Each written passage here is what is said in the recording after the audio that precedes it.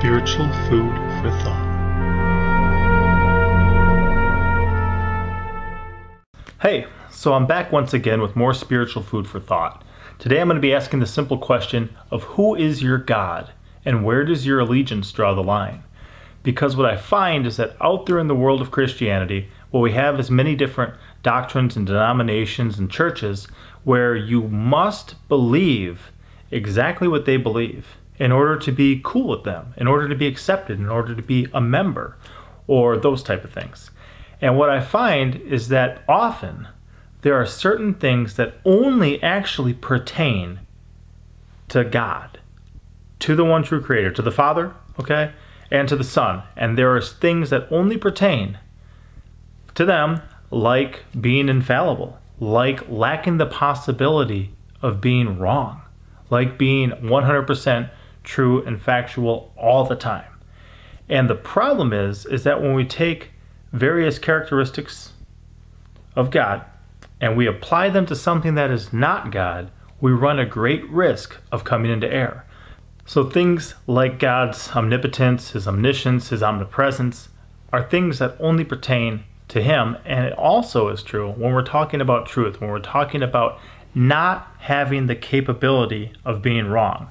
The problem that I find is that there's many churches and denominations who treat their doctrinal statements or their creeds or whatever they adhere to as things that cannot, under any circumstances, be doubted as wrong. And we have these new believers entering these churches out of the world, and they must agree to these things to really be accepted or welcomed into the fellowship. And the problem is that unless you are willing to doubt something, unless you are willing to test something, you will not know if it's true. If you accept it just because somebody says to accept it, you only know why you believe it. And the only reason you know why is that they told you. Okay? You basically know what you believe, but your why doesn't go beyond because somebody told you. And I think that that is a very big mistake and a very big error, because what we need people who understand what they believe. We need people who understand the difference between God and the church, or God in between the institutional church, the man-made doctrines, the man-made different belief systems. So let's back it up for a minute. Whom were we reconciled to? We were reconciled to the Father, right? Through whom? The Son. We weren't reconciled, to the church down the block. We weren't reconciled to some denomination. And the Father and the Son, okay, by the power of the Spirit, is what has led us into a specific relationship. And they are the ones who must not be doubted.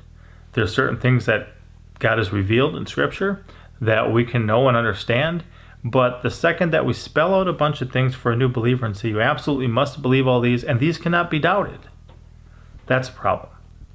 We have to be able to doubt. We have to be able to test. What did they do in the days of Scripture, okay? In the days of what we see in the New Testament, they searched the Scriptures daily to see whether such things are so. Well, if they're not just accepting it at face value because somebody told them to believe it, they actually have to search it out and seek it out for themselves, then they can understand why it's true. They can understand how it's true. They can understand that this is not just something man has come up with, but God has revealed this. And we can be confident that what he revealed is accurate, okay? They also, don't believe every spirit, but test the spirits whether they are of God.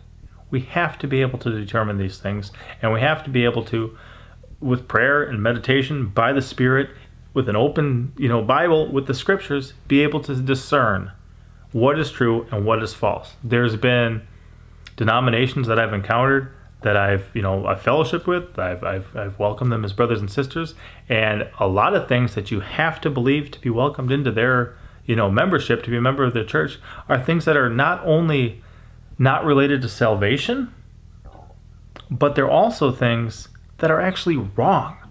That if you really test it out, if you really allow them to be doubted and you test them with Scripture, you'll find that's actually not even true. So they're actually saying, unless you believe something that's not true, you can't be accepted in our fellowship. And that's a dangerous thing, but the problem is that they've taken something that only pertains to God, which is infallible, and they've applied it to their church or their doctrine, and they've said, this is infallible. And by doing so, they've actually made that their God. in a sense, because they're not willing to doubt it. Because they're willing to treat that as having characteristics which only apply to God. And that is a mistake. So my encouragement for you right now is not to believe this just because I've said this, but as is revealed in Scripture, prove all things and hold fast that which is true, that which is good. Take a moment, actually sit down with some of the things that believers in your area believe, hold it up to the light of Scripture, and prayerfully and carefully discern from the Father if these things are true and accurate. If they are good, hold fast to them. Believe that they're true. Receive it as truth from God. But whatever is part of your belief system, whatever is part of your doctrine, whatever is part of your understanding, unless you're willing to test it and put it forth as if it could be wrong, you will never actually know if it is.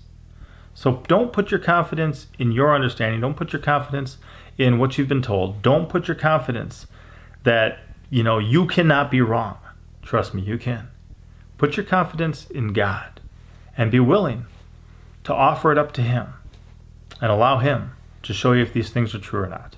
Hopefully that helps. Pretty much don't make church your God. Don't make doctrine your God. Don't make man-made traditions your God. Let Him alone be God and allow Him to refine you and to reveal His truth in you, through you, to you, and understand it from there.